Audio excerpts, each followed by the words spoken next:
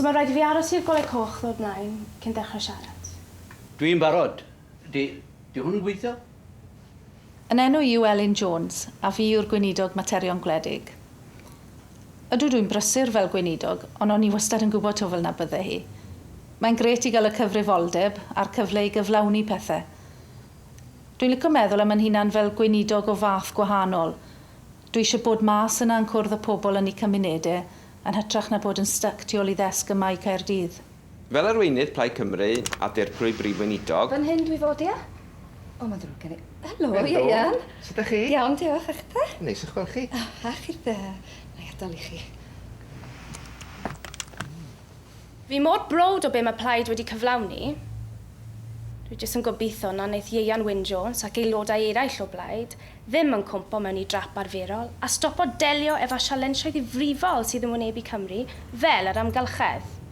Dwi eisiau Plaid sy'n cymryd diddordeb gwirioneddol mewn materion lleol, gan gynnwys helpu busnesau i lwyddo, fel bod y maes chwarae yn deg i bawb.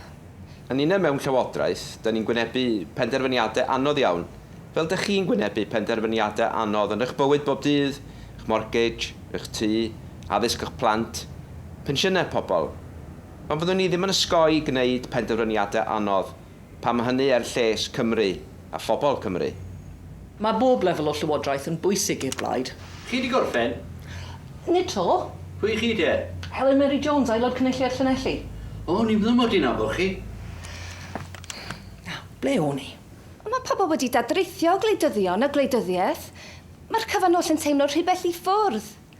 Yr her i Plaid nawr, fel Plaid llywodraethol, yw i beidio ganghofio'r bobl sydd wedi galluogi iddyn nhw fod mewn grym. Dwi wedi cefnogi Plaid Cymru ar hyd fy oes. A nawr bod nhw mewn grym, dwi eisiau gweld nhw'n parhau i ddatblygu syniadau a pholisïau newydd. Dyn ni moyn defnyddio yr etholiadau cyngor yma i dangos ein polisïau arloesol ni, polisïau bydd yn helpu dilifro ein gweledigaeth ni o Cymru llywyrchus, cyfiawn a modern. Dwi wedi gorffen.